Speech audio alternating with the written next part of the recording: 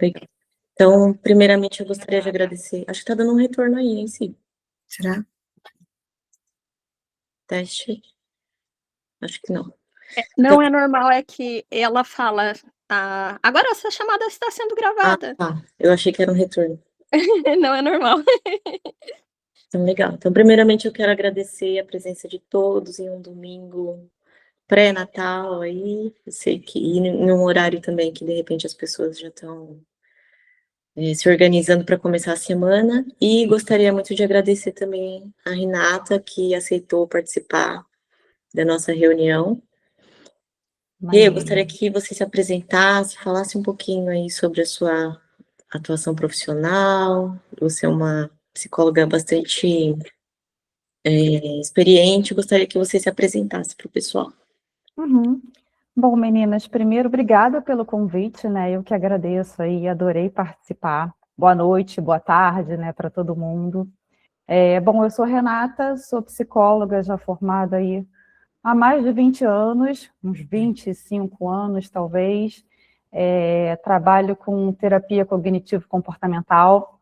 Na verdade, a minha trajetória ela foi bem ampla dentro da psicologia, né? Trabalhei na área da justiça, trabalhei em hospital, trabalhei com adoção, trabalhei com várias coisas, mas eu sempre estive dentro da área clínica, né? Que sempre foi a minha paixão, na verdade. Até em RH eu trabalhei também.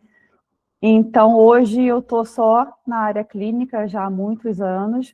Com a pandemia, né, eu tive a possibilidade de trabalhar para o mundo, que hoje, trabalhando remotamente, atendo pessoas de todos os cantos, isso é bem bacana. Dentro da TCC, né, que é a minha abordagem, não sei se vocês fazem, já fizeram terapia, mas a TCC é uma abordagem que é bem diferente. A gente trabalha de uma forma bem prática, em cima de pensamentos, mudanças de comportamento, né? Eu acho que é bem interessante, é bem eficaz. E estou muito feliz de estar aqui apresentando um pouquinho dessa abordagem para vocês, tirar algumas dúvidas, vocês podem perguntar à vontade também. Acho que é isso. Vocês têm alguma dúvida? Alguém quer perguntar alguma coisa? Mônica, Simone? Eu queria, assim, primeiro explicar que a gente acredita no... Quando a gente pensa em mudança de comportamento, a gente entende que o acompanhamento, muitas vezes, precisa ser multidisciplinar, e a gente entende a importância do seu trabalho quando a gente pensa em mudança de comportamento, e em comportamento alimentar não é diferente disso. E aí, já pegando um pouquinho desse gancho, quando a gente pensa em mudança de comportamento, a gente sabe o quanto a motivação é uma coisa importante para que exista mudança de comportamento. E muitas vezes as pessoas acreditam que motivação é aquela euforia, né, de ter a vontade de fazer. Então, eu queria já começar a falar um pouquinho, que você falasse um pouquinho a respeito disso, sobre qual é o papel da motivação e o que realmente é motivação. E como se manter motivado durante o processo, porque a gente vê muitas vezes a pessoa iniciando mais motivada e ao longo do processo perdendo a motivação. Sim, exatamente. Eu acho que é o maior desafio, né? Porque essa motivação, né, desse ânimo, isso a gente tem num primeiro momento, né? Mas isso não se sustenta se você não tiver toda uma base, né, uma estrutura, e realmente mudar comportamento, né, é uma coisa que requer aí um trabalho contínuo, né? Os hábitos, se a gente pensar nos hábitos que a gente tem na nossa vida, a gente levou uma vida inteira para construir, né, 20, 30, 40 anos aí construindo os hábitos. E aí na alimentação isso não é diferente, né? Então a gente precisa, e aí já falando um pouco da TCC nesse sentido, né, a gente precisa trabalhar com estratégias muito bem definidas, senão essa motivação ela vai ficando pelo caminho, porque não é fácil, né? Vocês sabem melhor do que eu como é que é difícil essa coisa do trabalho, né, de mudança dos hábitos alimentares, e aí incluir atividade física também, né, o quanto todo esse processo é desafiador. Então, dentro da TCC, a gente entende que definir metas é muito importante. E quando a gente fala definir metas, a gente fala metas realistas, metas pequenas, alcançáveis, né? Porque não adianta, agora a gente está aí no final do ano, então não adianta a gente falar assim, ano que vem eu quero ir para a academia todo dia, quero ficar magra, né? Isso é uma coisa muito ampla e muito grande, né? Ninguém dá conta, ninguém, todo mundo já passou por isso em algum momento, né? Então, às vezes, você no início do ano até vai um pouco mais engajado, mas depois vai se perdendo. Então, traçar metas pequenas, eu sempre falo, começa pequenininho e mais específico, né? Então, sei lá, vou começar nos primeiros meses, nos 3 primeiros meses, eu vou perder 1 quilo por mês e vou treinar 2 vezes na semana, alguma coisa assim. Aí, em 3 meses, daqui a 3 meses, eu vou treinar 4 vezes na semana, né? E aí, aos poucos, você vai aumentando, porque se você coloca já uma meta muito grande, você não atinge, aí você desmotiva, né? E o que a gente usa na TCC que ajuda muito a manter essa motivação? As recompensas, né? Que a gente chama de reforço positivo. Então, a cada meta que a gente atinge, a gente tem algum tipo de recompensa para reforçar aquela autoeficácia, né? Conseguir, eu sou capaz, eu dou conta, e aí você começa a engajar mais no processo. Então, acho que a motivação é uma coisa muito ampla de se falar. Então, se você não sair desse grande e ir para os pequenininhos, para os pequenos passos, você se perde, se frustra e desiste. Eu ouvi alguém dizendo que o cérebro não gosta dessas grandes mudanças, né? Ele gosta de estabilidade. Então a pessoa até falava assim: faz o pequeno, fácil e devagar. Que são essas Exato. micro coisinhas que ao longo do processo vão se transformar em coisas maiores, né? Exatamente, o cérebro é preguiçoso, né? Ele gosta do que é conhecido, do que é confortável, e mudança não é confortável, não é. Mesmo que a gente queira uma mudança, ela dá trabalho, né? Então é isso, a gente precisa ir mostrando para o cérebro que é isso, é de pouquinho em pouquinho, para ele ir se adaptando e aceitando, né? Senão não dá certo, a gente não dá conta. E a gente sempre gosta de conversar com o paciente no sentido de que aquele comportamento dele tem uma história, né? Então, começou em algum momento por algum motivo e ele tem uma função, né? Por mais que de repente seja um comportamento que vá contra os próprios desejos da pessoa, ele tem uma função ali. Muitas vezes a gente vê as pessoas comendo para diminuir o estresse, né? Então, são coisas que a gente precisa pensar ali no meio do caminho, né? Qual comportamento a gente vai colocar no lugar para substituir esse aqui? Isso, perfeito. Isso é TCC pura que você está falando, né? É exatamente isso. A gente tem que entender a função desse comportamento na nossa vida. E isso é criado, né, assim, pelas nossas experiências familiares, enfim, culturais, né? Então, se eu estou triste, se eu estou deprimida, ai, a minha vida é horrível, nada vale a pena, eu vou canalizar na comida aquela tristeza. Se eu estou muito ansioso, se eu estou preocupado, eu vou. Ou se eu estou feliz também, né? Então, se eu estou feliz, eu vou comemorar, eu vou para a comida. Então, a gente tem que entender essas funções, né? E muitas vezes essas funções são familiares, né? Vem ali de geração atrás de geração. Então, a gente precisa entender isso como raiz para ir e colocando esses novos comportamentos no lugar, como que você está falando, né? Encontrando outras estratégias, exatamente isso. Esse ponto que você falou sobre a questão familiar, né? Que a gente entra na questão cultural, né? O Brasil é super diverso em cultura e muitas vezes a gente vê as pessoas tentando copiar um estilo de vida de outra pessoa, uma dieta de outra pessoa que às vezes não tem a ver com os valores dela, com o que ela constituiu ali ao longo da vida, né? Suas experiências prévias e muito provavelmente é uma receita para que dê errado, porque a pessoa não vai conseguir manter isso, né? Exatamente. Eu acho que tem que ser muito individualizado, né? Eu sempre falo isso em terapia, assim, mesmo dentro da TCC, que a gente tem técnicas e protocolos para todos os transtornos, né? Ainda assim tem que ser muito individualizado. E essa questão dos hábitos também, a gente tem que considerar uma série de fatores, né? Na individualidade de cada um, senão não vai dar certo. Não é receita de bolo. Imagina se você pegar você está falando de regiões diferentes, né? Às vezes regiões mais pobres, que você não tem acesso a uma alimentação mais saudável, produtos, né, mais saudáveis, a pessoa não vai conseguir. Então, você tem que saber a realidade e você tem que adaptar. Legal, Rê. Deixa eu ver aqui que eu fiz uma colinha aqui para eu não esquecer de nenhum ponto.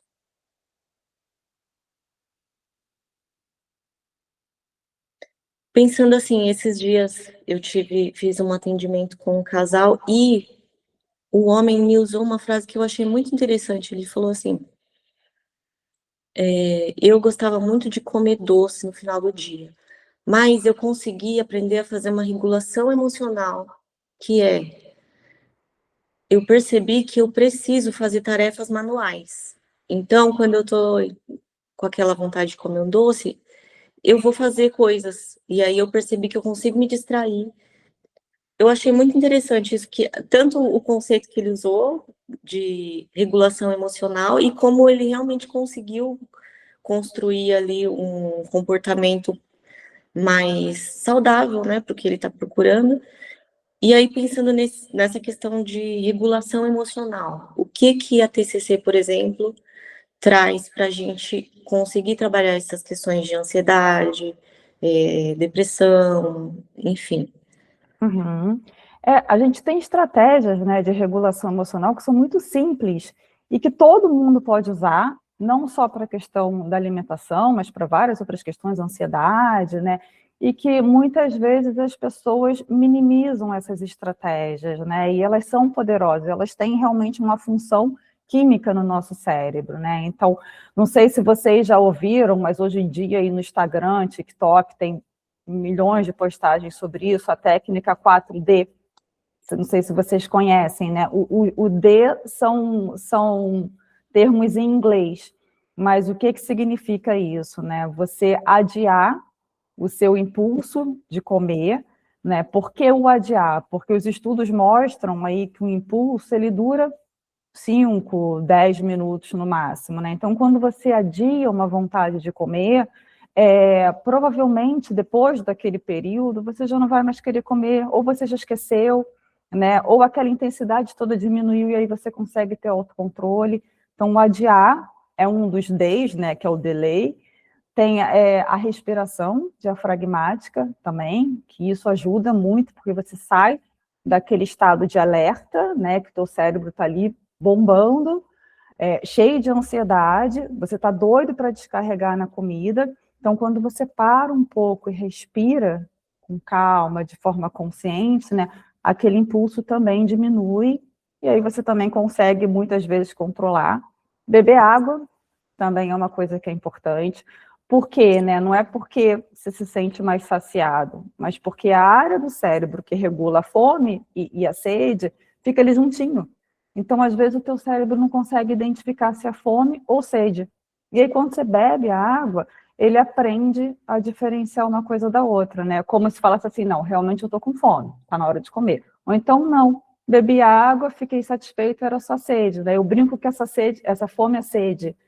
Então, o beber água é importante também. E a mudança de foco, que aí é isso que o teu paciente estava falando, né? Quando você muda o foco, seja fazendo qualquer coisa, mas os trabalhos manuais ajudam muito, porque tem uma função realmente de regular a emoção. Quando você muda o foco, você automaticamente adia essa vontade de comer e aí ela acaba passando. Então, são estratégias, né, que são simples, mas que elas ajudam. Elas não vão tratar a compulsão, mas elas vão ajudar no dia a dia a lidar com esses momentos. Então, funciona, a gente precisa usar mais. Legal. Aproveitando que você falou de compulsão, né? Tratar a compulsão. Muitos pacientes chegam para a gente falando, eu tenho compulsão alimentar, mas quando a gente começa a conversar, me parece que não é compulsão, mas são momentos que a pessoa come de forma exagerada, mas come alimentos específicos. Uhum. Existe uma forma de o paciente conseguir entender o que é uma compulsão alimentar ou um comer exagerado? Existe, existe. Isso a gente faz, né, todo um mapeamento também, quando a gente trata especificamente, né, os transtornos alimentares, enfim. Muitas vezes as pessoas vêm dizendo isso, né, que tem a compulsão, e realmente às vezes você vê que não é o caso.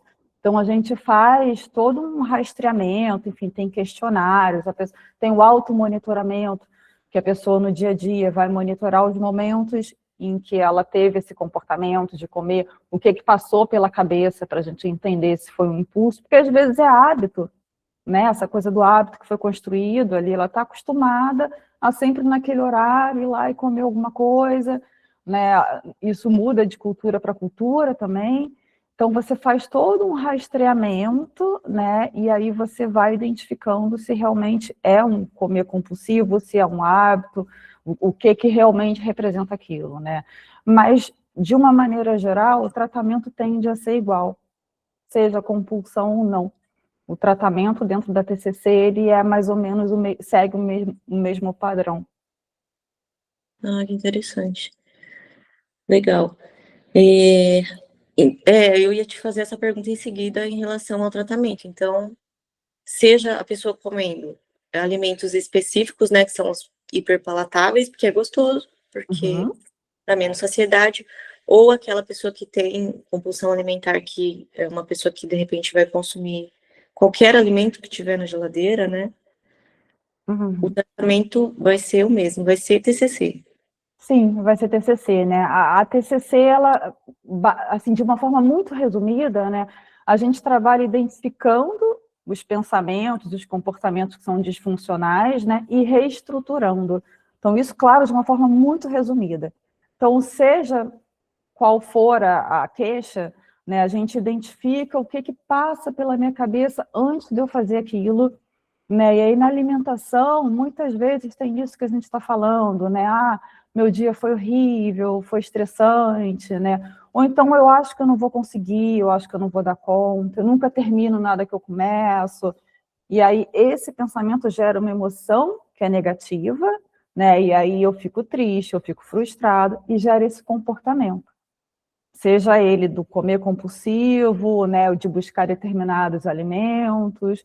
Então, a gente precisa entender esse ciclo para ir desmontando isso, né? Assim, isso de uma forma muito resumida, né? E aí você tem as técnicas específicas que você vai trabalhando ao longo das sessões. Mas então é mais ou menos a mesma abordagem para qualquer uma dessas situações.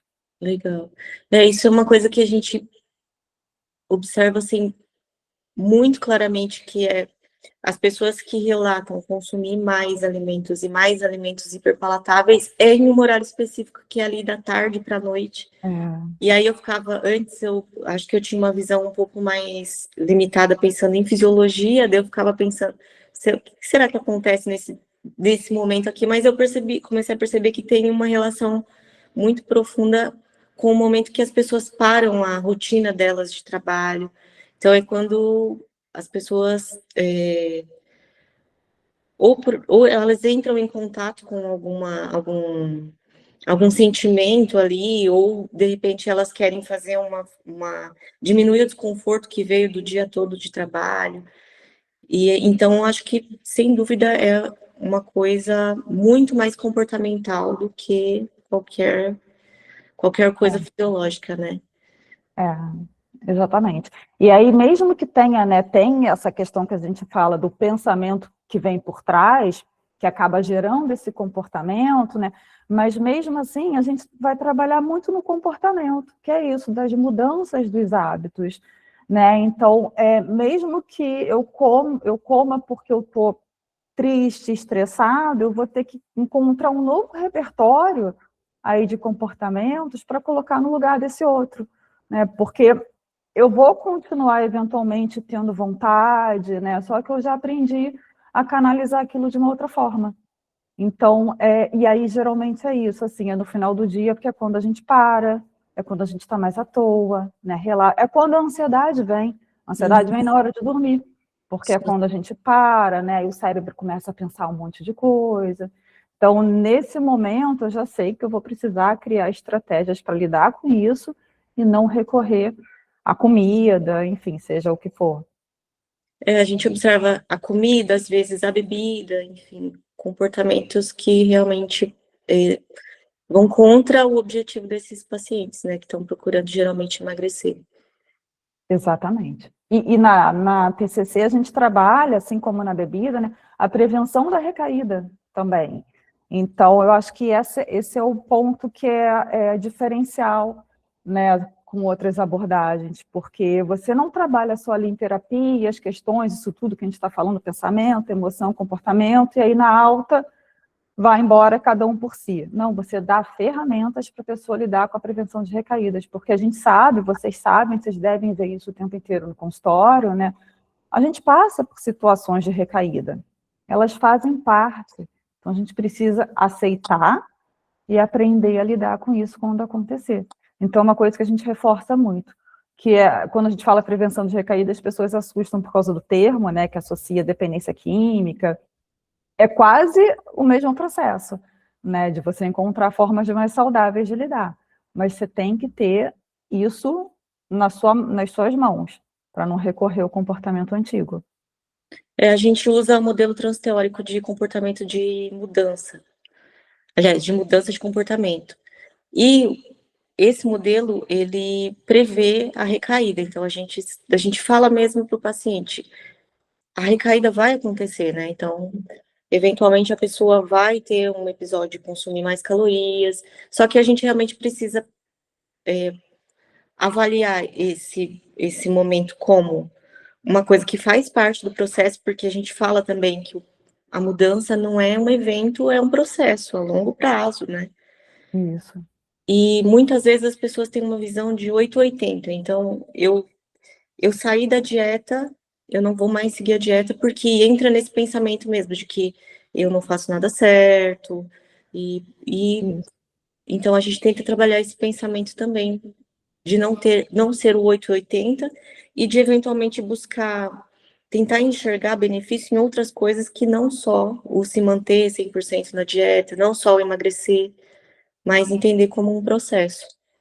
Exatamente, né? A gente fala desse pensamento tudo ou nada, né? Ou eu sigo o processo perfeitamente, né? Ou então eu falhei completamente. Então a gente tem que sair desses dois extremos, né? Tem que encontrar ali um meio termo nessa régua. Você estava falando e se a gente não muda, né, essa visão, a gente cai sempre naquela coisa do fracasso. Eu não consigo, eu não dou conta, e aí volta aos mesmos hábitos. Sem dúvida. Deixa eu ver o que mais eu tenho de perguntas aqui.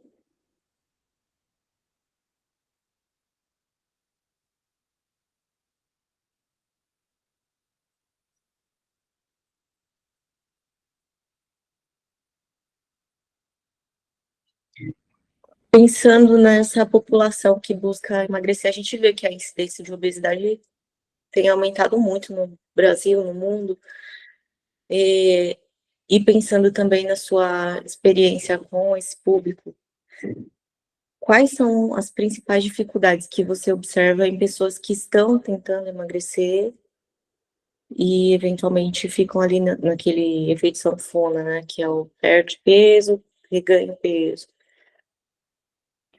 Eu acho que tem a ver com isso que a gente estava falando também, né, dessa coisa desse pensamento 880, né, porque aí entra essa coisa da autocobrança, né, e aí se eu escorrego, se eu como alguma coisa fora, né, desse 880, se eu vou pro 8, aí eu não consigo, já era, aí que abusa mesmo, come tudo que vê pela frente, então aí entender que as recaídas podem acontecer, mesmo ao longo do processo, né, não vai ser perfeito, as falhas acontecem, então acho que essa autocrítica dificulta muito, porque isso gera culpa, que é outra coisa que a gente sabe que quando entra nesse ciclo da culpa, né, então é uma coisa sem fim. Eu acho que tirando ali a mudança de hábito como um todo, que é muito difícil, né, a questão de mudar o comportamento, eu acho que essa coisa da culpa e da autocobrança, eu acho que são duas coisas que dificultam muito, porque aí você não consegue ter a constância, né, você está sempre nisso, deu errado, eu falhei, então eu não dou conta, não vou conseguir nunca, aí como? Aí eu como, aí vem a culpa porque eu não consigo, eu não dou conta, aí você fica se retroalimentando, né? Então você não consegue ter a constância. E eu acho que trabalhar a ansiedade também, né? Porque foi o que você falou, é um processo, não é de uma hora para outra. Então, é uma coisa que vai levar um tempo, um bom tempo às vezes, né? Então, você tem que mudar o foco também disso, não ficar só ali, eu tenho que emagrecer, eu tenho que emagrecer, eu tenho... Não, vai vivendo sua vida e vai deixando isso fluir. Né? Então, acho que lidar com essa ansiedade também é uma coisa... Na verdade, isso vem antes até do que lidar com o transtorno alimentar, né? Você primeiro cuida da ansiedade para depois refletir no transtorno alimentar. Legal. Sabe, você falando essa questão do pensamento 880, né? A gente tem estudos, inclusive, mostrando que esse período do ano, né? As festas de final de ano, e período de férias também, são os momentos em que nós temos mais abandono de tratamento, são momentos que os pacientes ganham mais peso e que eles não retornam por esse sentimento mesmo de culpa, de sensação de fracasso, e a gente sempre fala isso para o paciente, eu não estou aqui para te julgar nem só para ver o resultado positivo, o momento que o paciente tem que retornar realmente é esse momento que ele mais precisa de ajuda, é esse momento, então, muito provavelmente porque eles entram nesse sentimento de culpa e também nessa questão, nesse ponto do 880, né? Exatamente. E gera uma vergonha, né? Então, de muitos, imagina assim, o processo que é para você admitir, né, que de alguma forma ali você não conseguiu, naquele momento você não conseguiu, né? Entender aí isso, lidar com a culpa e aí com a vergonha de voltar para o processo, é difícil mesmo, né, isso tudo. Por Sim, isso que é um trabalho multiprofissional, né, Mônica? Eu acho que isso que é fundamental. Porque você precisa, se você não cuida do emocional, às vezes é isso, você não consegue dar conta e nem volta para o processo, né? Mas ao mesmo tempo, se você está só ali, de repente, tentando, né, a mudar a alimentação, os hábitos de atividade física, mas você não tem um suporte emocional também, você também, em algum momento, pode acabar não dando conta do outro lado. Então, por isso que é um trabalho muito maior, né, do que simplesmente fazer uma dieta. Não é isso. sim. E é muito mais um trabalho comportamental, por exemplo, agora a gente está vendo os estudos com os análogos de GLP-1, né, com as canetinhas emagrecedoras. Então, tem um estudo bem recente mostrando que, se eu não estou enganado, 82, 84% das pessoas que fizeram tratamento com os análogos e com acompanhamento médico, ao cessar o uso da medicação, reganharam o peso perdido. Muito provavelmente porque existe um trabalho ali, tanto comportamental, existe reeducação alimentar, de mudança de estilo de vida, então não é uma coisa só biológica, né? Que a medicação vai atuar ali nos sistemas de fome, saciedade, até no sistema hedônico, né? Parece que as pessoas também não têm tanto desejo por comer os alimentos hiperpalatáveis, mas a pessoa retorna para os hábitos antigos e então reganha o peso. Exatamente, né? Isso acontece, eu já tive pacientes, eu tenho, né, que passaram pela cirurgia bariátrica também, né, e que tiveram aquela perda grande de peso no início, né, e depois não conseguiram perder mais, porque, na verdade, não mudou os hábitos e não mudou aqui, né? Então, o comportamento é o mesmo. Você só perdeu peso porque você fez uma cirurgia, né? Enfim, mas o teu comportamento vai ser o mesmo. A tua ansiedade, os teus impulsos, o seu mecanismo de enfrentamento ali vai ser o mesmo. Então, não dá conta. E aí, às vezes, tem o reganho, né? Às vezes, estaciona. Isso é muito comum. E a mesma coisa está acontecendo com as canetas. Sim. E o que a gente observa também é que muitos pacientes têm condições clínicas ali,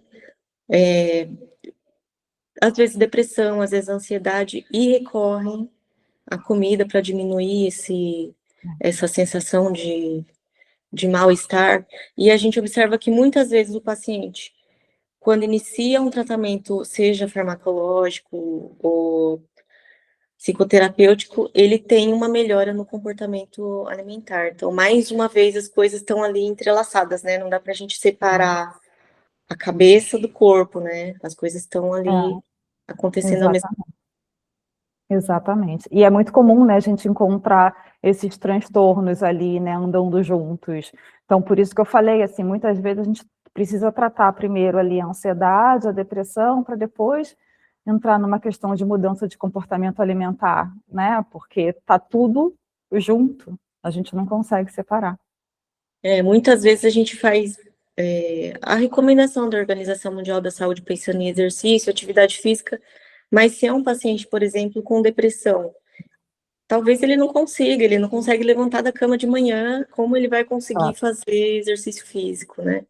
Ou um paciente com ansiedade que usa a alimentação ali como uma ferramenta para diminuir a ansiedade. Então, de fato, ele precisa tratar algumas questões ali que a gente não vai conseguir trabalhar só com as recomendações aqui pensando em saúde. Perfeito, exatamente. Inclusive, às vezes, a depressão é tão grave, né, que é isso também, nem a terapia ele consegue aderir. Então, a gente primeiro precisa encaminhar para um psiquiatra, né, para ele conseguir minimamente ali responder, né, ficar mais ativo, aí ele vai para a terapia e ele consegue, né, fazer essas outras mudanças. Então, é exatamente isso. Eu queria até te perguntar sobre isso, agora é uma pergunta mais pessoal minha, que a gente até sai um pouco aqui do tema do MIT, que é: qual a melhor forma de eu sugerir para um paciente, por exemplo, que eu percebo que ele pode ter algum transtorno de humor, em relação a ele procurar ajuda psiquiátrica ou psicoterápica? E qual escolher, né? Eu acho que eu sempre penso que vale a pena começar pela terapia, né? E aí na terapia a gente vê a indicação para o psiquiatra, porque eu acho que embora algumas pessoas ainda tenham resistência com a terapia, tem menos do que com o psiquiatra. Então, talvez se encaminhar, claro que isso depende de pessoa para pessoa, né?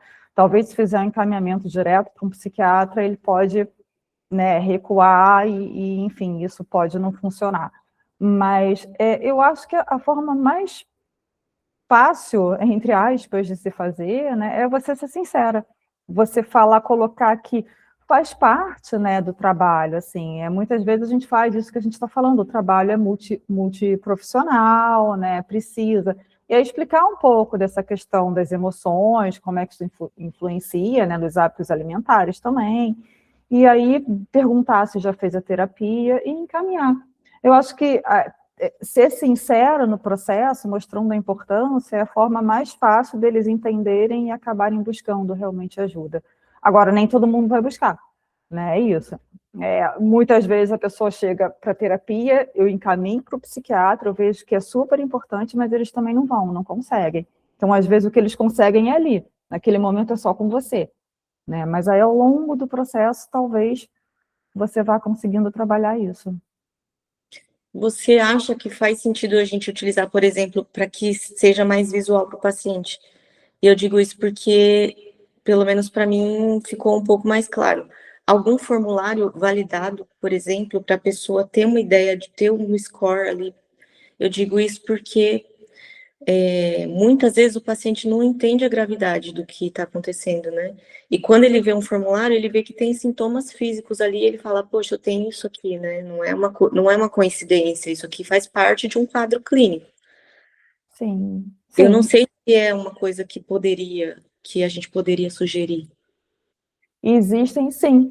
Existem alguns questionários, né, em relação à ansiedade, por exemplo, que não são exclusivos para psicólogos. Então, muitos profissionais de outras áreas, né, nutricionista, os psiquiatras, geralmente, eles podem utilizar os mesmos formulários, mas vários outros profissionais podem usar, e aí eles usam isso para encaminhar realmente para terapia. Então, sim, talvez seja uma forma de vocês buscarem aí essa adesão, pode ser. Legal. A gente usa alguns formulários para medir algumas coisas e também para o paciente conseguir, para as pessoas conseguirem perceber que existem outras coisas que estão mudando ali no meio do caminho, não é só o peso na balança. Então, às vezes, ele está dormindo melhor, às vezes, ele está conseguindo se sentindo mais no controle das decisões alimentares. Então, tem uma série de coisas, a gente faz as perguntas, né, através desses formulários, mais para a pessoa refletir mesmo a respeito dessas mudanças que talvez ele não iria perceber se não estivessem ali. Eu acho super importante, né? Porque às vezes, e aí olhando do meu ponto de vista, né, na terapia, às vezes a pessoa chega para a terapia com um objetivo, né, específico, e aí enquanto não atinge aquele objetivo específico, acha que não está funcionando. E aí quando você tem, né, um monitoramento dessa forma, você consegue mostrar, mas olha aqui, né, tudo que você já atingiu, né? Quando você chegou aqui, você estava numa ansiedade no nível 8. Né? Hoje você já está numa ansiedade no nível 5. Você ainda não conseguiu fazer isso, mas você já, né, já conseguiu ir daqui para cá. Então, você consegue mostrar a evolução do paciente, né? Então, acho que é super importante vocês usarem isso. Muito legal. Legal. Inclusive, fica a minha recomendação, eu já fui paciente da Rê, é uma pessoa que atua com a TCC, que era uma coisa importante para mim quando eu fui procurar, porque eu sabia que a TCC era recomendada para tratamento de depressão, e também é uma pessoa inteligentíssima, enfim, fica a super recomendação. Obrigada, Mônica. Gente, eu vou abrir um pouquinho para perguntas, né? Para não ficar aqui, de repente, presa nas perguntas só desse tema. Vocês podem trazer outros temas também, se tiverem dúvidas em relação a outros temas, fiquem à vontade. Alguém tem alguma consideração, alguma pergunta? Eu gostaria de fazer uma pergunta. Primeiramente, oi. Eu sou Maria, eu sou irmã das meninas. Eu sou paciente de bariátrica e eu concordo com todas as coisas que foram ditas. Existem todas essas diferenças. Eu lembro que eu fazia o meu prato, né? Ainda faço meu prato pensando que eu vou conseguir comer tudo aquilo, eu não consigo comer. Eu guardo esse prato ou divido ele com alguém. E aí eu volto nele umas 2, 3 vezes até conseguir comer tudo. E passei por todas essas fases, né? A fase de reganho, né? Estabilizar, não conseguir mais emagrecer, todas essas coisas. E eu vejo que eu como muito de forma emocional, né? Muita ansiedade, e eu como por conta dessa ansiedade muitas vezes o que eu deveria comer e até do que eu consigo, porque eu não consigo comer. Já fazem 10 anos que eu fiz a cirurgia, mas ainda não consigo comer, graças a Deus, a quantidade de comida que eu comia antes. E uma das coisas que eu percebi é que, às vezes, dependendo da época, a, essa compulsão, não sei se dizer se é ou não uma compulsão, se é um comer mais ou alguma coisa, ela vai para determinado tipo de alimento. Por exemplo, TPM, chocolate. Eu preciso de chocolate. Aí, se eu estou num dia muito estressante e o dia acabou, tipo, uma sexta-feira eu tive uma semana inteira estressante. Se eu tomar uma cervejinha no final daquele dia, parece que eu tive realmente uma recompensa por ter aguentado tudo aquilo. E das últimas vezes, as meninas até acompanharam, eu tive uma coisa muito esquisita que era comer gelo. Não sei de onde surgiu isso. Eu só sei que várias vezes ao dia eu fazia pequenas, porque eu não queria quebrar os dentes, né? Eu fazia placas de gelo bem fininha e passava o meu dia inteiro comendo esse gelo. Até que, assim como surgiu, durou alguns meses, sumiu. Eu não tenho mais essa necessidade de comer o gelo. E eu não entendo de onde ele veio e por que parou. Eu só sei que. E era como se fosse quase irresistível, eu não conseguia parar.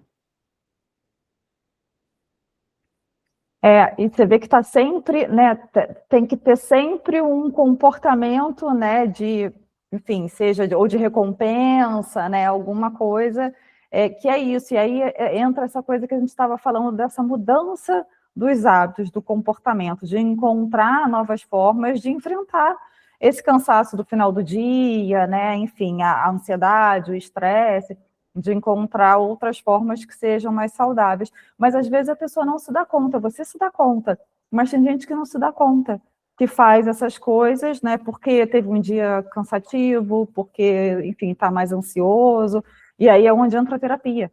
Né, mas você já tem boa parte do caminho andado, porque você já sabe. Não sei se você faz terapia, fez, mas você já identifica. Olha, eu recomendo todo mundo fazer terapia. Eu faço terapia já fazem alguns anos e eu acho que salvou a minha vida em vários aspectos, né? E para mim, terapia é essencial. Eu indico para todo mundo. Ô, Rê, pegando um gancho do que a Maria falou e lembrando também de uma frase sua que foi recompensar, ter as recompensas, né? Ter as suas pequenas metinhas e as suas recompensas. Essas recompensas é o indivíduo que vai definir? Junto com o terapeuta. Né? Eu até brinco, porque assim, nós somos ótimas gerando como recompensa comida. Né? Então, isso já virou piada assim, em consultório. As pessoas falaram, então eu posso comer um chocolate se eu conseguir atingir essa meta, né? Claro, é muito comum a gente fazer isso, né? Mas não. Então, as recompensas são definidas junto com o psicólogo para ter certeza que não tem aí, de novo, um comportamento sabotador. Né? Então, tem que ser... E coisas simples, né? Eu sei que a gente fala muito, hoje em dia, a gente critica muito essa coisa da recompensa, porque a gente pensa em rede social, nessa coisa de gerar dopamina rápida, né?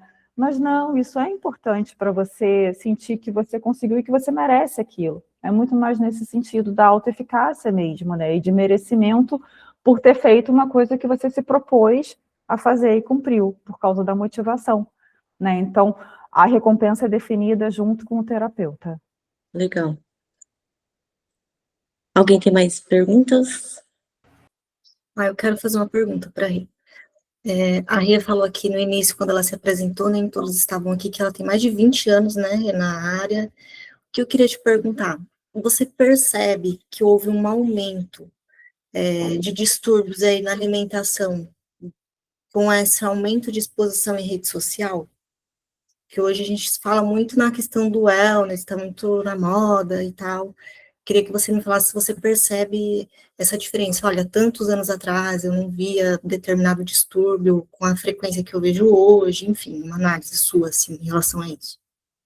Sim, de uma maneira geral, assim, né, ansiedade, depressão, muitos transtornos, né, mas é engraçado que você falou, ao mesmo tempo que a gente consome muita coisa, né, que deveria ser saudável, né, de um estilo de vida mais saudável, mas ao mesmo tempo tem um outro lado também muito forte, e aí às vezes, não, quando a gente fala de distúrbio alimentar, às vezes a gente pensa numa coisa só da compulsão, né? Mas, por exemplo, atendo muitas meninas super novas com uma questão de bulimia, de anorexia, né? Então, e isso da pandemia para cá, principalmente, porque como aumentou essa coisa da ansiedade, né? Eu acho que, de uma certa forma, aumentou muito também outros transtornos, e aí a questão da alimentação também.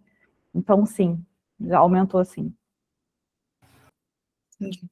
Inclusive, eu não cheguei a ser diagnosticada, porque eu não fiz nenhum tipo de teste, mas, alguns anos atrás, eu me considero ter tido ortorexia, que é acho que você também, né, amor? Acho que nós duas passamos, né? Isso é uma coisa muito doida, porque a gente não conversava sobre essas coisas e a gente tinha os mesmos sintomas, né? Sim, que é um controle extremo com a alimentação, é muito difícil para quem está nesse quadro, e também acabei não fazendo terapia para sair, mas assim, até hoje eu percebo que eu ainda tenho algum sintoma, assim, que eu tenho que me policiar, tipo, tem alimento proibido para mim, e na época eu não tinha uma exposição tão grande em rede social, então eu fico imaginando as pessoas que têm essa exposição de o saudável, que daí a gente já vai para outro extremo, né? Isso, exatamente. E tem isso, a rede social também traz muito isso, assim, do estilo de vida perfeito, né? Então, muitas vezes a gente entra nessa coisa do tudo ou nada, do 880, né? Eu acho que está todo mundo conseguindo todo mundo super, né, saudável, magro, então eu vou para um extremo, eu também tenho uma alimentação super restritiva, vou para academia e treino horas e horas, que isso também acaba gerando aí outros transtornos, né? E aí, só que eu falho, porque aquilo não é real, né? Aquilo são as redes sociais. Então, eu falho, eu me frustro, aí vem a culpa. Então, sim, é por isso que talvez tenha influenciado tanto, né, nessa questão do aumento também, porque a gente vê uma vida ali que não é real. Sim. E por isso a importância também do paciente saber que ele não vai ser perfeito o tempo todo, né? Super importante, Legal. E aí, gente? Pedro, Mônica, deixa eu ver quem mais tá aqui. A Sônia. Quem mais, gente? Que eu não... Alguém quer fazer alguma pergunta?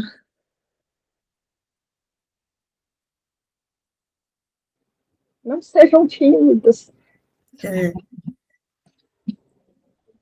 O Pedro tá aqui, eu vou até... Ontem aconteceu um episódio que foi... Eles pediram uma pizza e eu falei, não vou comer a pizza, eu vou comer o meu iogurte aqui, porque a pizza tem esse negócio para mim que a Si falou que é tipo de um... Hoje a gente não fala mais isso, mas antigamente a gente falava, é lixo, né? Comida lixo. Mas hoje eu não uso mais isso. Mas ainda assim eu acho que está muito relacionado a... Enfim, não comi a pizza e fui comer meu iogurte e eles ficaram me zoando, falando que eu sou muito chata. Mas eu acho que existe uma questão cultural também por detrás, porque na nossa infância a gente não comia esses alimentos e eu acho que tem uma questão também ali de eu ter essa visão de que é um alimento, não chega a ser um ultraprocessado, né? A pizza. Mas enfim, eu tenho essa visão de que não é um alimento bom, mas eu tenho também esse padrão de ter, eu sei que é um viés meu, sempre tentar ter uma alimentação mais saudável. Sim. Eu acho que o equilíbrio, né? O equilíbrio com tudo na vida, porque é isso, sempre que a gente vai para esse extremo, em algum momento a gente cai para o outro, né? A gente não dá conta, e a gente está falando o tempo todo de motivação, de constância, né? E aí, como que a gente vai ter de trabalhar a culpa, né? Então, como que a gente vai conseguir isso se a gente leva uma vida super restritiva? Em algum momento é isso, as falhas acontecem, porque nós somos seres humanos, né? Então, acho que o equilíbrio, que é o mais difícil para todos nós, em todas as áreas da nossa vida. E aí eu acho que isso é que é um grande desafio também. Sem dúvida. E essa pressão, né, Mônica, que você está falando... Ah, desculpa. Pode falar. Não, pode continuar. Né, eu ia falar que essa pressão, né, de também das pessoas ficarem implicando, né? Ah, você é chata, porque você não come, porque leva marmita, né? Eu acho que também é aprender a lidar com isso, né? É o teu estilo de vida, não é o dele, dela, né? É o teu. Então, se para você aquilo tá ok, né? Então, e aí às vezes entra a terapia para apoiar isso, né? Para você entender e aceitar aquilo. E não ir porque um fala, o outro fala, e às vezes você acaba cedendo, né? Isso é importante também. Eu acho que em algum... Tá ligado meu microfone? Eu acho que em determinado momento teve um padrão que realmente não era legal, que é esse que a Si falou que a gente tinha uma visão muito... do 880 eu separava na minha cabeça ali o que era saudável, o que não era saudável, o que não era saudável eu não ia consumir. Hoje eu consigo flexibilizar, por exemplo, se eu sair com as pessoas e de repente eu tiver vontade de comer, eu já consigo comer esses alimentos que eu julgava ruins, né? Mas, como eu disse, eu também penso nessa questão da minha própria história de vida, que é de não consumir alimentos assim na minha infância, e de uma preferência também, e ainda entendo que eu tenho também o meu viés por ser nutricionista, né? Então, Sim. é um conjunto de fatores. Sim, sim, com certeza. Eu lembro que... Eu liguei o áudio aqui. Desculpa. É para fazer a minha defesa, viu? Eu me senti aqui na obrigação de fazer a minha defesa, porque a pizza estava muito boa. E, então, assim, primeiramente, boa noite para todos aí. Eu aproveito a oportunidade, doutor, para te perguntar o seguinte. Eu tenho muito medo do saudável de sinal trocado. O que eu quero dizer com isso? Eu sempre fui uma pessoa que me cobrei demais. Eu sempre me cobrava muito nos estudos, nos esportes que eu praticava, sempre fui muito ativo nos esportes. E isso, em um certo tempo, me fazia mal, porque chegava um ponto assim que sempre vai ter alguém melhor do que a gente, sempre vai ter alguém mais preparado que a gente, sempre vai ter alguém. E isso me frustrava. Havia umas comparações. E isso era muito ruim para mim.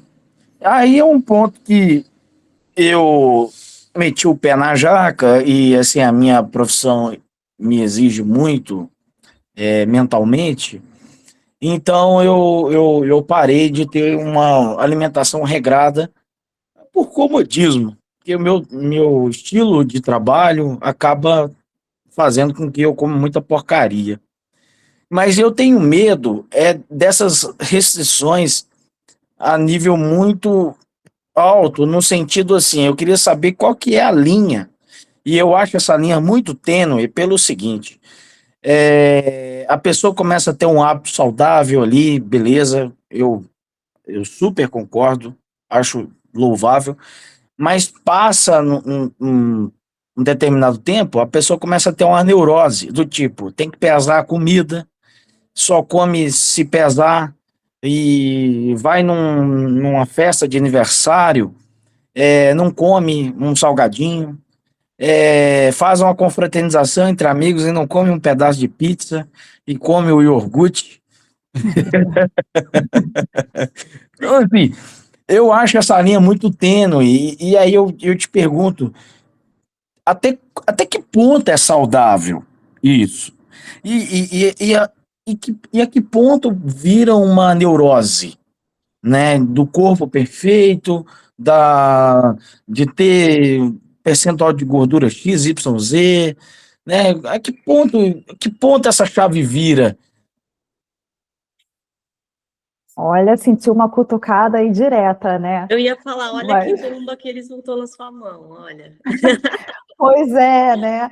Porque assim faz muito sentido o que ele está falando, né? É claro que com muito cuidado, né? Eu vou tentar responder essa pergunta, porque sim, às vezes vira uma neurose, muitas vezes vira, e é isso, assim, tem transtornos que vêm desse super, hiper, mega saudável, né, também, a gente sabe, aí, questão de academia, né, mas isso é muito individual, né, claro que, assim, é o objetivo de cada um, e aí, como terapeuta, a gente não pode interferir se o objetivo da pessoa, né, é levar esse padrão de vida, mas a gente tenta trazer algumas reflexões, né, mesmo para pensar se isso está saudável, se precisa disso tudo realmente, né, mas se é o objetivo da pessoa, é o objetivo da pessoa, né.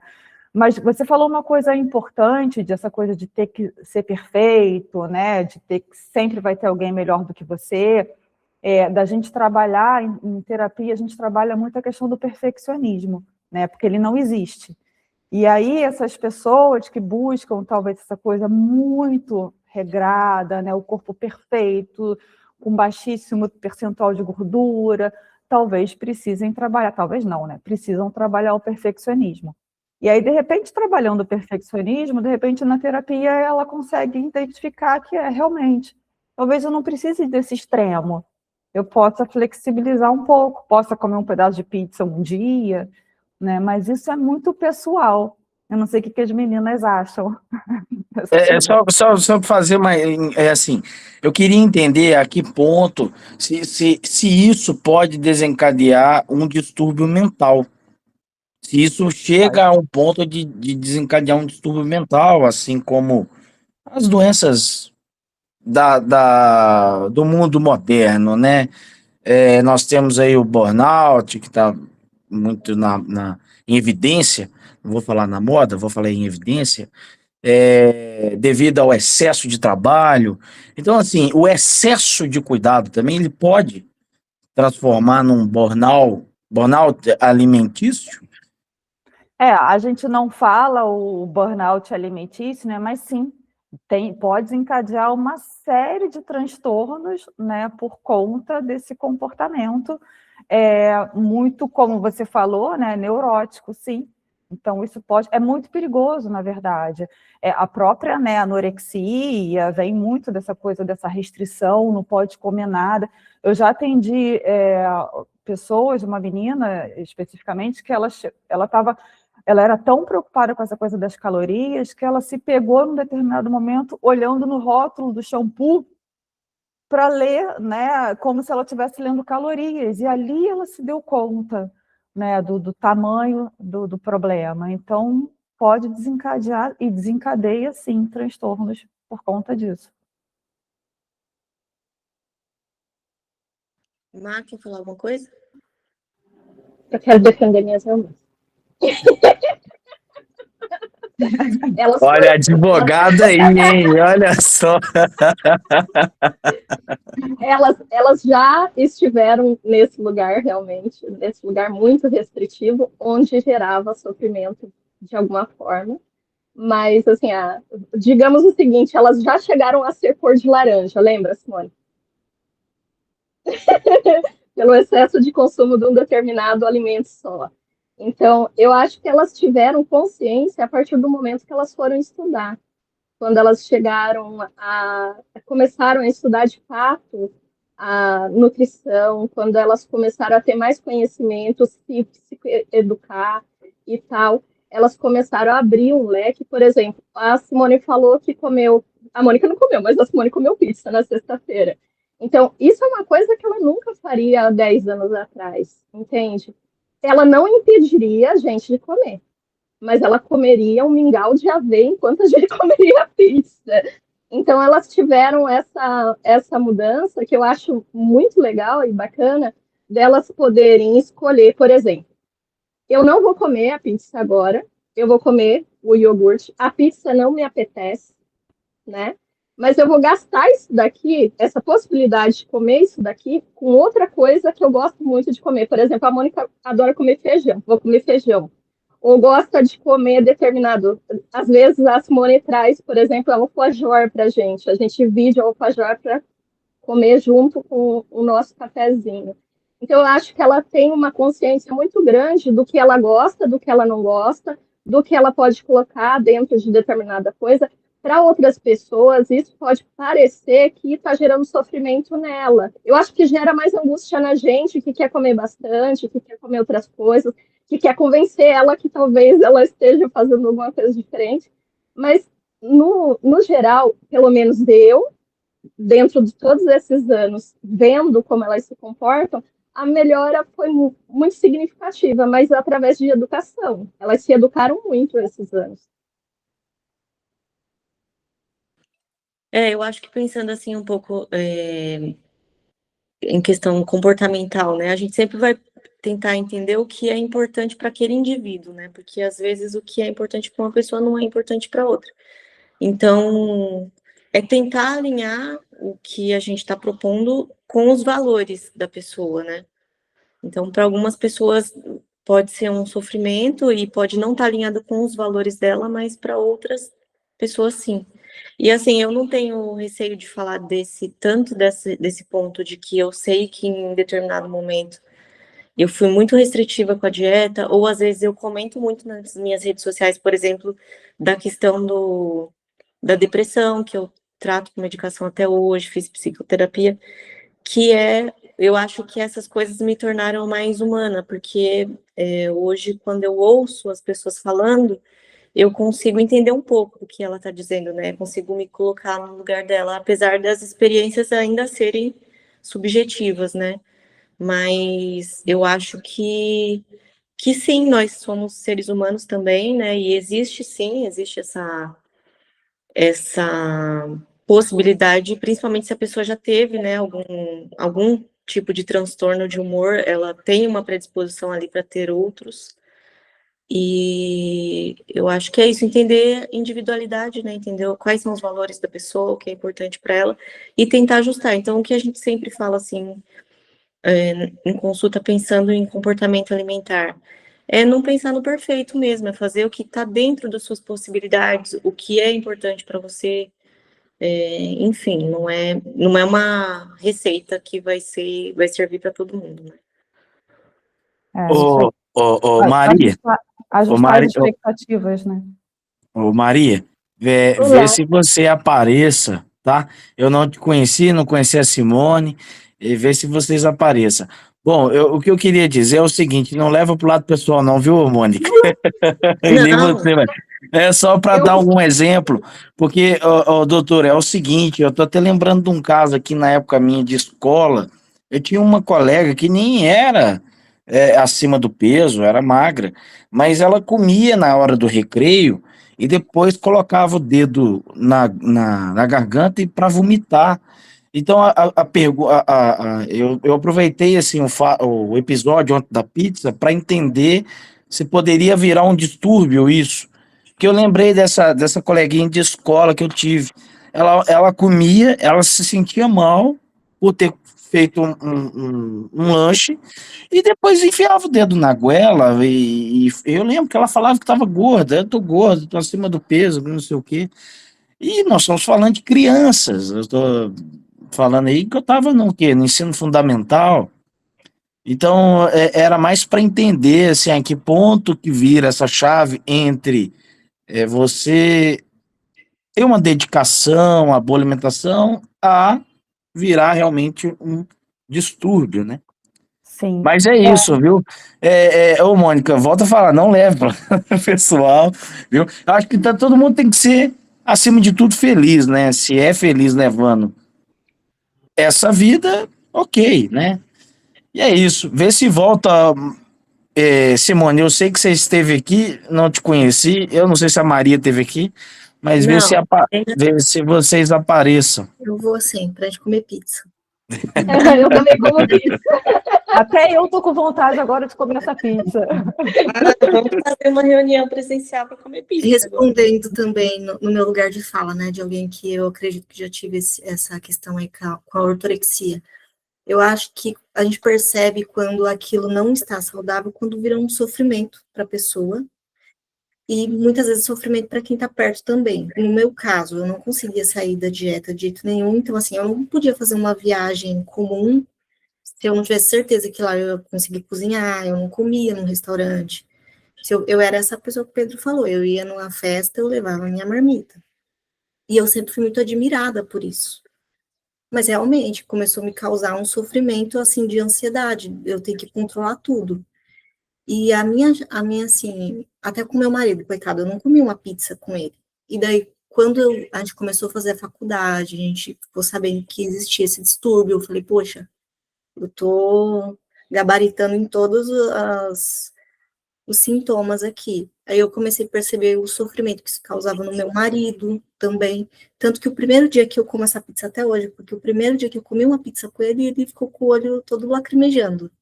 Então, até hoje, virou, assim, toda quinta-feira a gente vai comer a nossa pizza, virou um deverzinho de casa para mim. Por quê? Porque eu ressignifiquei, é um momento que eu tenho com ele, um alimento que ele gosta, e que no final das contas não vai fazer diferença na minha composição corporal se eu comer uma vez por semana. Porque eu treino bastante, todos os outros dias a minha alimentação é super certinha, mas eu sinto que eu tenho que lidar um pouquinho assim para tentar não ficar tão rígida. Eu já vou para o outro extremo, mas eu tento ali, não tenho mais um sofrimento, né? No sentido de controlar a dieta, para mim é super tranquilo fazer dieta, treinar é uma coisa que eu não sinto dificuldade, né, em fazer. Pelo contrário, eu tinha essa dificuldade de ficar muito rígida mesmo, mas eu acredito que hoje eu consegui encontrar um equilíbrio, né, depois que, como a Maria falou, que a gente foi estudar e foi entender o que era o distúrbio, até porque hoje também eu, como nutricionista, eu sei, aqui tem tantas calorias, não é isso que vai acabar com a minha vida, enfim. Então, eu realmente ressignifiquei, e eu acho que a gente percebe essa linha aí, quando a gente vê que aquilo está causando sofrimento em mim, sofrimento na minha família, quando a gente pensa no distúrbio, por outro lado, de alguém que como a Rê falou, a pessoa, ela não consegue dizer não, se alguém quer que ela consuma aquele alimento, mesmo que vá contra o que ela queria naquele momento, então ela está causando um sofrimento para ela, para não dizer não para outra pessoa.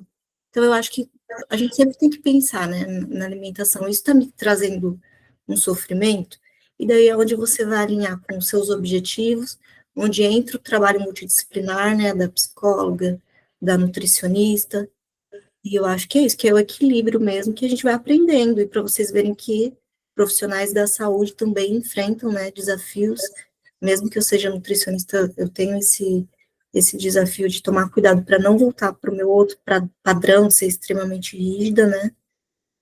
E é isso, a gente vai tentando encontrar o equilíbrio, né? Eu acho que tá no pode falar, Rê. Não, só aproveitando que a Simone estava falando, né? Vira um transtorno quando causa um transtorno na nossa vida, né? Ou de alguém próximo, exatamente isso. O único problema, vamos dizer assim, é porque às vezes a pessoa não percebe, não vê isso como um transtorno, né? E aí entra, né, quem está próximo, ou muitas vezes entra a terapia nesse sentido, né? Para mostrar, para identificar isso. Então, é um transtorno se isso gera um transtorno para você. Eu acho que também pensar no meio ambiente, a gente sabe que o meio ambiente exerce uma pressão muito grande, né? Então, às vezes, por exemplo, meu meio ambiente era esse meio na época eu competia, então, assim, era um meio que favorecia, e como assim falou, às vezes a gente eu esqueci a palavra que ela usou, muito admirada por isso. Então, tem um reforço ali positivo do meio ambiente, né? E eu acho que eu só consegui flexibilizar mais mesmo quando eu saí desse meio e comecei a pensar, poxa, mas eu quero mesmo isso? Será que é importante para mim ou não? Mas aí, enfim, é uma questão, é mais complexo do que parece, né? As pessoas, as duas pessoas, e eu vejo isso comigo, com a Simone, biologicamente idênticas, que vivenciam a mesma experiência, têm uma percepção diferente das coisas. Então, não dá para dizer que uma coisa vai gerar o mesmo efeito em duas pessoas, ou mais, né? A gente em TCC fala isso, né? Que, na verdade, a situação em si não é o problema, mas a forma como cada um interpreta. E mesmo hoje em dia tem vários estudos entre gêmeos, e vocês sabem disso, né? É o que você está falando, né? Mesmo nessas situações, cada um pode interpretar de uma forma diferente, porque a gente interpreta de acordo com uma série de questões ali, né? Entra os nossos valores, a nossa personalidade, os valores aí familiares podem ser os mesmos, mas ao redor, amizades, enfim, estudos, né? As relações que a gente fez em faculdade. Então, tem um monte de coisa que contribui para essa interpretação. Então, mesmo sendo gêmeas, vocês enxergam de forma diferente. Sem dúvida. Bom, gente, a gente está caminhando para o final do nosso Meet, que foi muito legal, muito produtivo. Quero saber se mais alguém tem mais alguma dúvida, alguma colocação. A contribuição é importante, né? Porque você vê que vai gerando insights aqui. E aí depois eu vou enviar também as redes sociais da Rê, se alguém, de repente, quiser entrar em contato, fazer alguma pergunta que não quis fazer aqui pessoalmente. Enfim, me digam se vocês têm mais alguma dúvida, alguma contribuição. Eu tenho uma dúvida, como paciente agora. A dúvida como paciente é o seguinte: quero fazer um acompanhamento nutricional, mas já venho já de anos tendo uma educação alimentar ruim, uma alimentação ruim. Como eu disse, o meu estilo de trabalho, de correria de vida, faz com que eu tenha essa alimentação ruim. Trabalho com estradas, projeto de estrada, sou engenheiro, então às vezes a gente acaba comendo no canteiro de obras, come em parada de estrada, então nesses lugares normalmente não tem opções saudáveis. Mas eu pergunto, caso eu queira começar um tratamento nutricional para melhorar minha saúde, é recomendável também eu fazer um acompanhamento psicológico? Aí a gente entra naquela questão, né, que muitas vezes a gente atende o indivíduo, eu não consigo diagnosticar, a gente sabe que diagnóstico é uma coisa extremamente difícil de fazer, não consigo nem devo, mas existem pessoas que dão pistas ali que pode existir um transtorno de humor e a gente geralmente sugere que a pessoa procure um psicólogo, procure um psiquiatra, mas não necessariamente, né? Não Por exemplo, uma pessoa que tem um comportamento alimentar de consumir mais calorias porque ele tem ansiedade. Esse paciente talvez vai fazer um acompanhamento psicológico e vai automaticamente melhorar isso. Então, as coisas caminham juntas, sim, mas não necessariamente a gente vai recomendar para todo mundo que faça um acompanhamento psicoterápico também. Só para aquelas pessoas que realmente a gente entende que talvez seja necessário. E também não sou eu que vai dizer, quem vai dizer isso é realmente um profissional da área, né? Não sei se eu consegui te esclarecer sua dúvida. Só complementando, Pedro, assim, as pessoas costumam falar que todo mundo deveria fazer terapia, né? Eu acho que é importante, todo mundo se beneficiaria, mas não, nem todo mundo precisa fazer terapia. Tem pessoas que conseguem lidar com as suas questões, enfim, conseguem, não tem dificuldade em mudanças de comportamento. Então, é importante, mas não é mandatório para todo mundo. Então, se a sua questão é mais uma questão de mudança de hábito alimentar, talvez não precise. Agora, se tem uma questão de ansiedade, talvez por trás, aí talvez precise. Eu acho que o contrário é verdadeiro, né? Nem todo mundo vai precisar de um acompanhamento nutricional. Às vezes tem paciente que chega e eu falo, você já faz tudo certo, não tem mais o que ajustar aqui. Talvez a gente tenha que ajustar a questão das quantidades, enfim, ou de um objetivo muito específico, mas pensando em saúde, tá tudo ok. Deixa eu ver, teve um comentário aqui. Isso que eu ia falar, Ana comentou aqui, que ela faz um acompanhamento nutricional e que ela achou bem interessante o que a gente falou, porque ela também tem essa ideia de que um chocolate, uma pizza, não vai estragar o processo inteiro, né? Que não é do dia para a noite, de um dia para o outro, que é um processo mesmo, contínuo. Legal. Eu perguntei pelo seguinte, eu sou totalmente ignorante na área de vocês, eu não entendo absolutamente nada, mas ao meu ver, eu vejo que a área da psicologia e a área da nutrição, as duas áreas se conversam muito. Devido a transtornos de compulsividade. Eu, por exemplo, quando eu tô um pouco mais, eu terminei um mestrado recentemente, pô, era chocolate o dia inteiro. Era uma loucura. O negócio é. Eu tinha ciência que era uma compulsão. Eu acho que eu até doente. Porque, assim, era loucura mesmo, assim, sabe? Comia muito chocolate, chocolate. Eu tinha que passar no supermercado e comprar um Kit Kat. Tinha que ter um Kit Kat na minha mesa de estudos. Né? Assim, por isso que eu perguntei, e apesar que eu não entendo nada da área de vocês, como eu disse, eu sou um completo ignorante, porém, ao meu ver, são duas áreas que se conversam muito. Por isso que eu perguntei se seria interessante a pessoa, ao fazer um acompanhamento nutricional, ao mesmo tempo ele faça também um acompanhamento psicológico.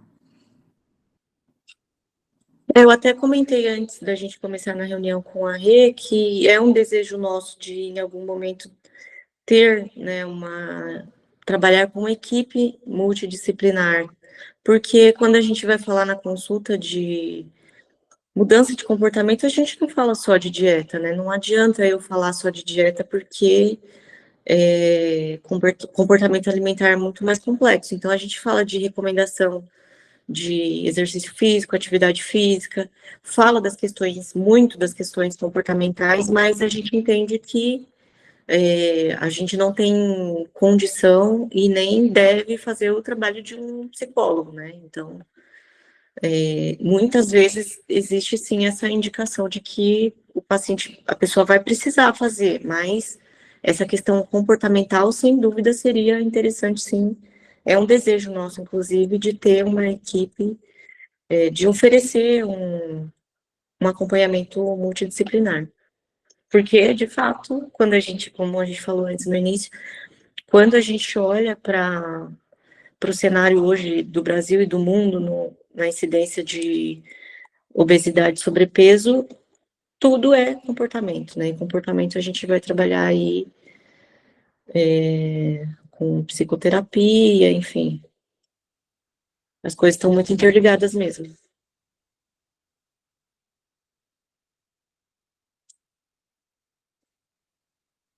Respondendo sua pergunta, mais ou menos, Pedro? Sim, muito obrigado, viu, ô Mônica? Olha. Então, Você gente. disse que o meio te influencia, então você Não, e todas as pessoas estão convidadas a comer pizza na próxima vez, tá? Não foge da vamos marcar. pizza, doutora.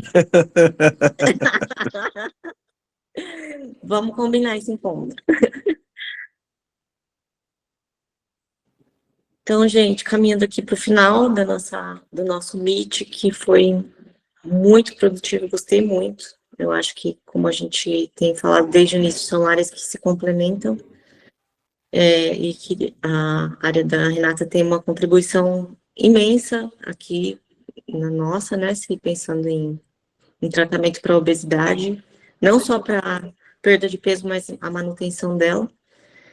E eu queria agradecer vocês por estarem aqui às 7h30 da noite falando sobre saúde mental, sobre saúde, né? É uma coisa importante.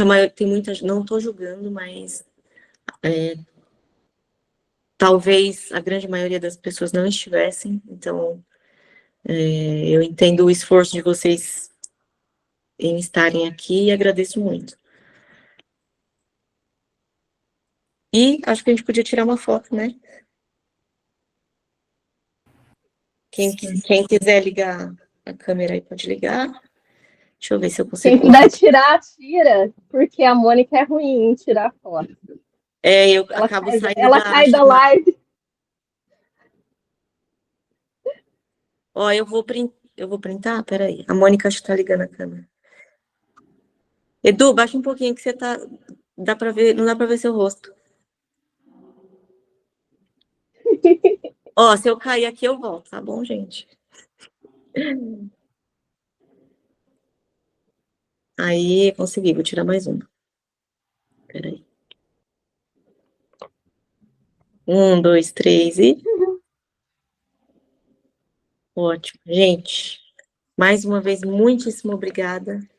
Rê, muito obrigada por ter aceito o nosso Obrigada. convite. Foi Eu muito que importante. agradeço. Super obrigada, meninas. Adorei o papo. E se quiserem, né, se alguém tiver alguma dúvida, quiser perguntar qualquer coisa, a Mônica passa meu contato aí, fiquem à vontade. Mas obrigada, adorei participar. Muito Obrigada, Rê. obrigada. Então, um beijo, boa semana para todo mundo. Beijo. Tchau. Obrigada.